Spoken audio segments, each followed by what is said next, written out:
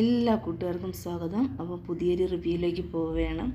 ചന്ദ്രമതിക്ക് അങ്ങനെ ശ്രുതിയെക്കുറിച്ചിട്ടുള്ള എല്ലാ സംഭവ വികാസങ്ങളും മനസ്സിലായി കേട്ടോ. ശ്രുതി പരമകള്ളിയാണ് എന്നുള്ള കാര്യം വ്യക്തമായി മനസ്സിലായി. അത് സച്ചി എന്നെ കണ്ടുപിടിച്ചതുമാണ്. നീലിമയെ വീട്ടിൽ കൊണ്ടുവന്ന് പറഞ്ഞ് 50 ലക്ഷം രൂപ വാങ്ങിയ കാര്യമൊക്കെ നീലിമയുടെ വായിൽ നിന്ന് തന്നെ പുറത്ത് വന്നു. ഇതറിഞ്ഞ് ചന്ദ്രമതി ഭയങ്കരമായിട്ട് അങ്ങ് വിഷമിക്കുകയെന്ന് വെച്ചാൽ തൻ്റെ ഭർത്താവ് ഉണ്ടാക്കിയ പൈസ, കഷ്ടപ്പെട്ട് ഡ്രൈവറായിരുന്ന സമയത്ത് ഉണ്ടാക്കിയ പൈസ, അത് ഇപ്പോൾ ശ്രുതിയുടെ അച്ഛൻ അയച്ചെന്നും പറഞ്ഞുകൊണ്ടാണ് പറഞ്ഞേക്കുന്നത്. അപ്പോൾ ശ്രുതിയുടെ അച്ഛനല്ല ഈ പൈസ അയച്ചു കൊടുത്തത്, തൻ്റെ ഭർത്താവ് കഷ്ടപ്പെട്ടുണ്ടാക്കിയ പൈസ എന്നാണ്. ഇത് ഒട്ടും സഹിക്കാൻ വയ്യാതെ നമ്മുടെ ചന്ദ്രമതിയുണ്ട് ശ്രുതിനെ ഒരുപാട് തല്ലൊക്കെ ചെയ്യുന്നുണ്ട്. അപ്പോഴത്തേക്ക് രവീന്ദ്രൻ പറയുന്നു, എടി നീ മതിയാക്കിക്കോ, നീ എന്തിനാണ് തല്ലുന്നത്, തല്ലേണ്ട ആവശ്യമൊന്നുമില്ല.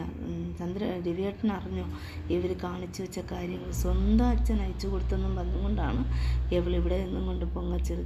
അത് അമ്മയുടെ മോന് ജോലിയൊന്നുമില്ലല്ലോ, ജോലി ഇല്ലാത്തതുകൊണ്ട് അമ്മ അങ്ങനെ ചെയ്യാമെന്ന് വിചാരിച്ച് ചെയ്തതാണ്. പക്ഷെ അതൊരിക്കലും ഇങ്ങനെ ആയി തീരുമെന്നും നിങ്ങളാരും അറിയണ്ട. ഒരു സ്ഥാപനം ഇട്ടതിന് ശേഷം അവിടുത്തെ കടയിൽ അതിൽ കിട്ടുന്ന ലാഭത്തിന് തന്ന് തീർക്കാമെന്നാണ് വിചാരിച്ചത്. പിന്നെ പറ്റിയില്ല.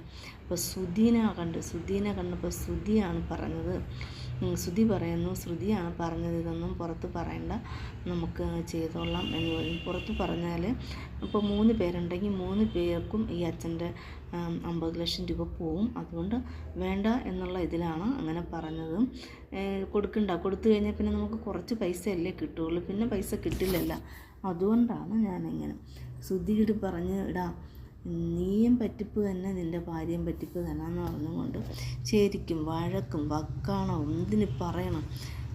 ചന്ദ്രയുടെ നില തന്നെ അങ്ങ് മാറിപ്പോയി കേട്ടോ. ചന്ദ്ര ഇങ്ങനെ ഒട്ടും പ്രതീക്ഷിച്ചില്ല ശ്രുതി സ്വന്തം മോളെന്നും പറഞ്ഞും കൊണ്ട് നടക്കുകയായിരുന്നു. പക്ഷെ ഇങ്ങനെ ഒരിക്കലും അവർ വിചാരിച്ചില്ല എന്നെ ഇത്രമാത്രം തല്ലുകയൊക്കെ ചെയ്യുന്നു. ശ്രുതി അവസാനം തല്ലൊക്കെ കൊണ്ടിട്ട് നേരെ മുറിയിലോട്ട് പോവാണ്. ഈ സമയത്ത് തന്നെ നമ്മുടെ ശ്രുതി പറയുന്നുണ്ട്, നിങ്ങളെ മകൻ, അതായത് ശ്രുതി കഴിവ് കെട്ടവനാണ്. നിങ്ങൾ ഒരിക്കലെങ്കിലും എന്നെ തല്ലാൻ വേണ്ടി വന്നപ്പോൾ പിടിച്ചു മാറ്റുകയോ എതിർത്ത് പറയുകയോ ഒന്നും ചെയ്തില്ല.